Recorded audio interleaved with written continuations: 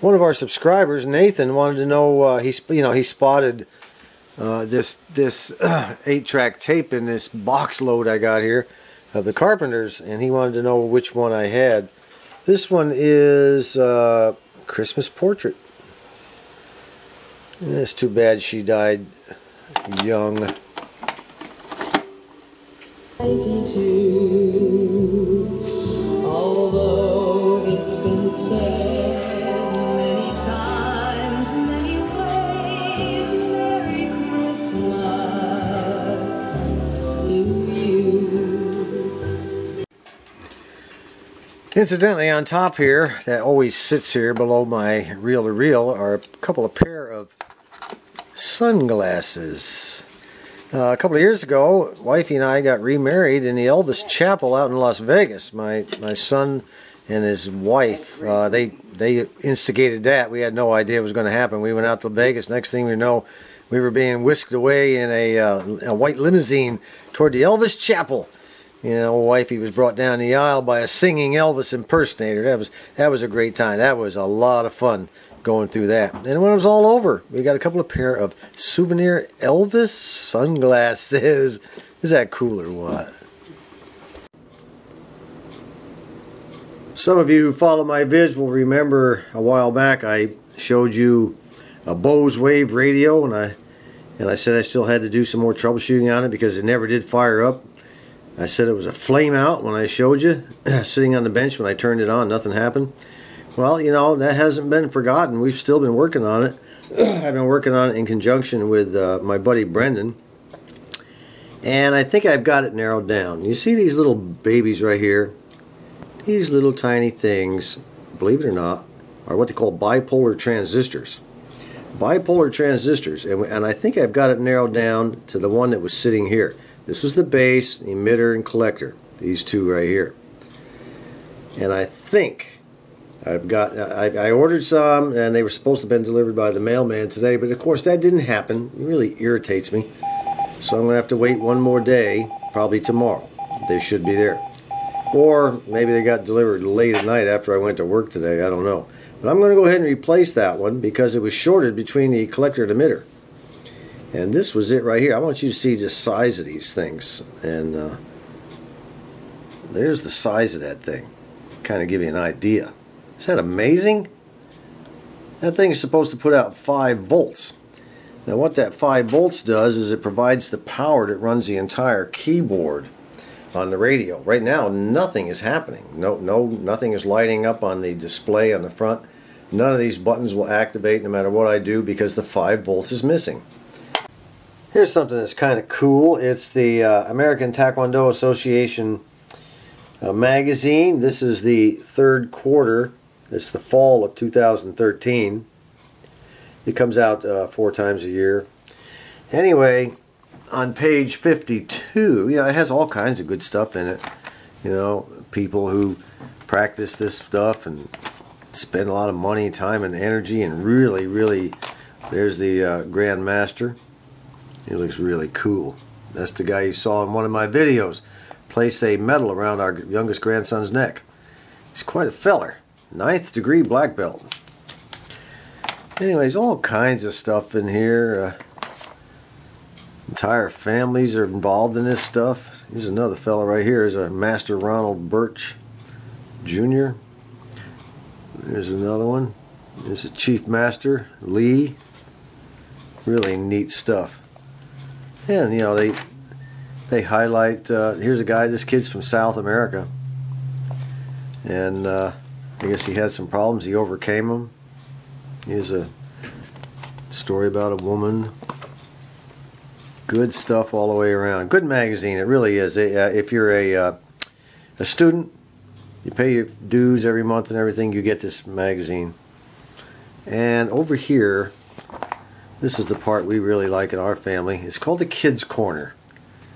The Kids Corner. And for the 2nd time, our youngest grandson made the Kids Corner. That's John right there. This is his school picture, by the way. His school picture looked really good this year. And he's kind of a cool little kid, really. Anyway, he came up with a move on how to use double swords, how to lock the 2 swords together and then start spinning them around. I think some of you will remember in a couple of the videos I did where he actually used this move, spinning them around in the air. But he came up with that move, so they're highlighting it in the magazine. And after you spin it around a few times, you separate it, and you lunge at your opponent. Kind of nifty, And then there's question and answer, how he came up with this thing. And he said, well, one day I was practicing and I had the two swords, and I was wondering, geez, if I could lock these together like the Star Wars Darth Maul, his lightsaber, and just spin them around, that would be kind of neat. And that's how he did it. So good for him. He's now, at the time this thing was, the picture with this was taken, and this was all done. He was a 2nd degree black belt. He's now a 3rd degree, and he's doing very well. We're real proud of him. His report card came out once again, straight A's, which means Papa and Grandma owe him some money.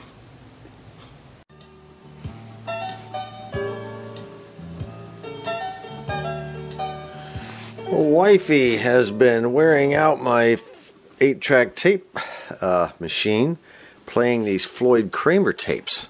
She really took a liking to old Floyd Kramer. Now this one here is Treasury of Favorites. Let me see if I can get it over here out of the light where you can see it better. It's called Treasury of Favorites. And the one that's in there right now is World Famous Love Songs. She really likes that. Let me stick the old Treasury of Favorites in there. So, I've decided that since old wifey's going to be playing these tapes all day long, maybe I better get something to repair them with, because they will definitely break after a while.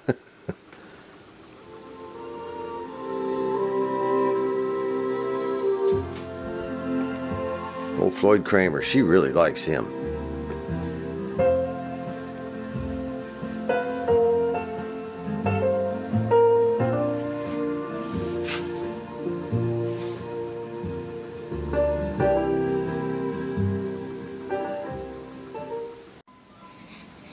Well, we got a few things in the mail today that I have been expecting, and I'm real glad they're here. One of them is the package of new transistors to put in this Bose to change out that little tiny one I showed you that was all messed up. And it's kind of interesting. In order to get one, I had to order 100. What am I going to do with 100? I have no idea. Anyway, they come in like a little belt, almost like a machine gun ammo belt, I guess that's how it's put on the line where they make these things. It's automated, and this thing just keeps feeding down through. It's coiled up right now, but there's a bunch of tiny little transistors in there. Let's see if I can open it up and give you a look here. Well, there it is. Looks like a strip of 16mm film, doesn't it? The old film. That's what we used to have years ago, kids, before digital came to be. Those would have been the sprocket holes that enabled it to go through the projector. Anyway, there's on one side is just a bunch of humps. They're just little compartments for the transistor to sit in. On the other side is a piece of tape that holds them in. And as you peel back the tape compartment by compartment, the little transistors will come out. Anyway, I got all 100 of them for $2.99 free shipping. That's a heck of a deal, huh? So I don't know what I'm going to do with them all. The next item that came in today is this package right here. And I've been looking forward for this one. This one came all the way from Canada. So let's get it open and see what's in there. Well, that package was a total bust. It came out of Canada. And as you can see, it was another Heathkit high voltage probe, and it is broken. Oh man, that tip was broken right out of the side of that, right out of there. And then of course, when that broke, the ceramic resistor broke also. So I'm back to square one on the probes. I'm going to have to contact the seller and tell him it's no good to me the way it is. Well, I just fired off an email to the seller and told him what happened. He seems to be a pretty good guy. He hasn't answered me yet, but he gave me plenty of information to include his phone number in his return message after I purchased it. So he's, I think he's an interested seller. He wants to have his customers satisfied. So what I'm going to do is push this off to the side and show you the last item I got. Since Wifey is going to be utilizing my 8-track tape player a lot, I figured, you know, I better get some more of these foam rubber replacement pads for those cartridges. I'll probably be buying more 8-track tapes in the future. She really likes that Floyd Kramer. Maybe I can find a couple others she really likes. Anyway, I ordered this stuff from 8trackavenue.com. They've been extremely reliable, and they ship so fast. I mean, it's faster than lightning. It really is. I highly recommend these people. Everything I've ordered from them in the past has been, you know, just perfect all the way. So I ordered 27 new pads, and I also ordered a tape repair kit from them. Now, they offered a tape repair kit, which I thought was pretty darn slick. They offer more pads, of course, you'll see in the back there. Let me go ahead and open this up here, and I'll show it to you individually. They sent me a few more, you know, in the kit you get some of these pre-cut. They're sticky back foam, and they're exactly the same as these, you know. So I have a few more extras now, which is cool.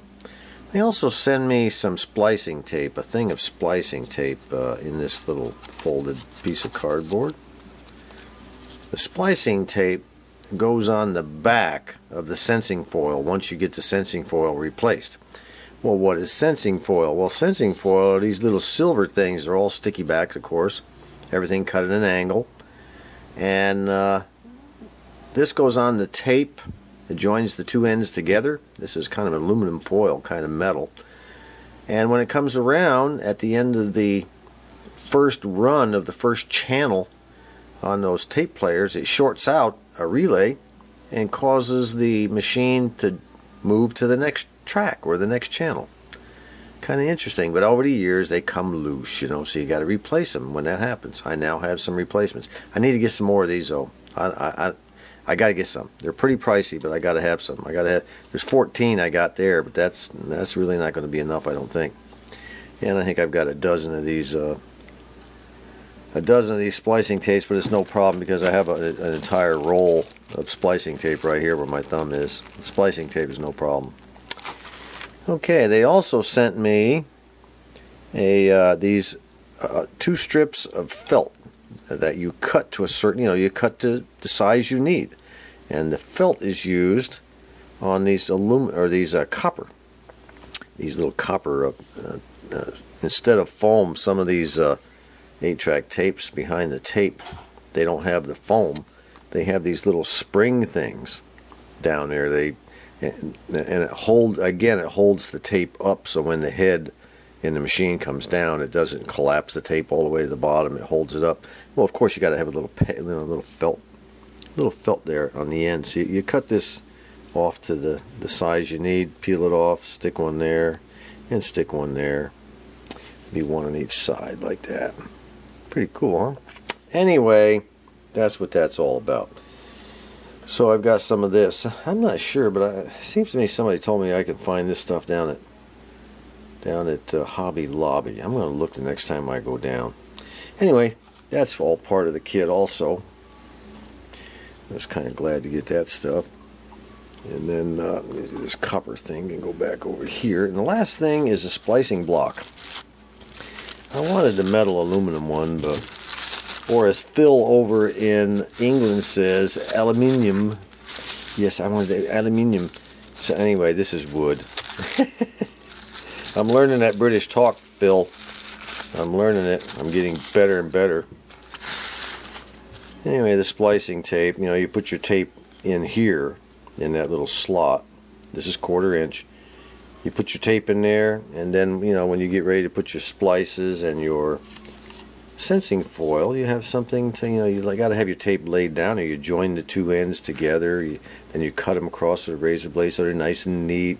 Then you stick your sensing foil on one side and your splicing tape on the other.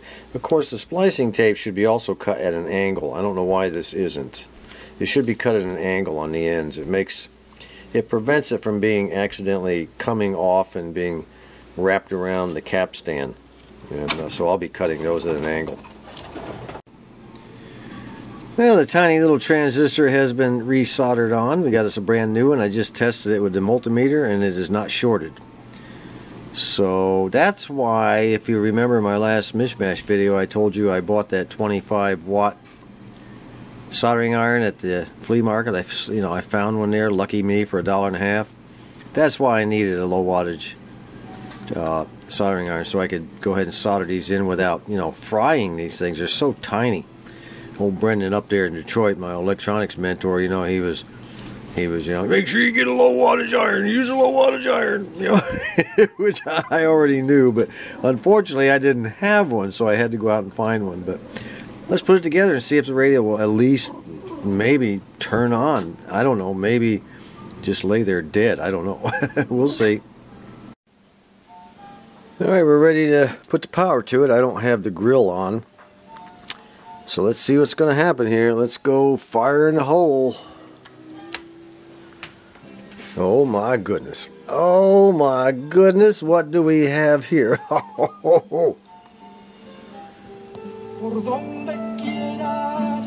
Is that amazing? I can't believe that tiny itsy bitsy little transistor was the problem all along. There's going to be a happy lady over this. This radio belonged to her mother. Works perfectly. Works perfectly. I have never repaired a Bose radio, never seen inside of one. This was a great experience for me. It took a while to narrow it down, but we were successful.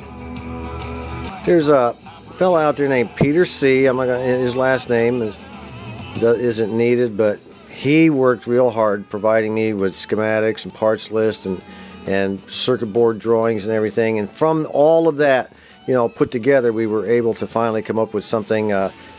Brendan also contributed a schematic, and unfortunately there's no schematic for this particular radio. We had to use revision number 4, but it works. So Peter, thanks a lot. Here's the results of it all. Beer on tap.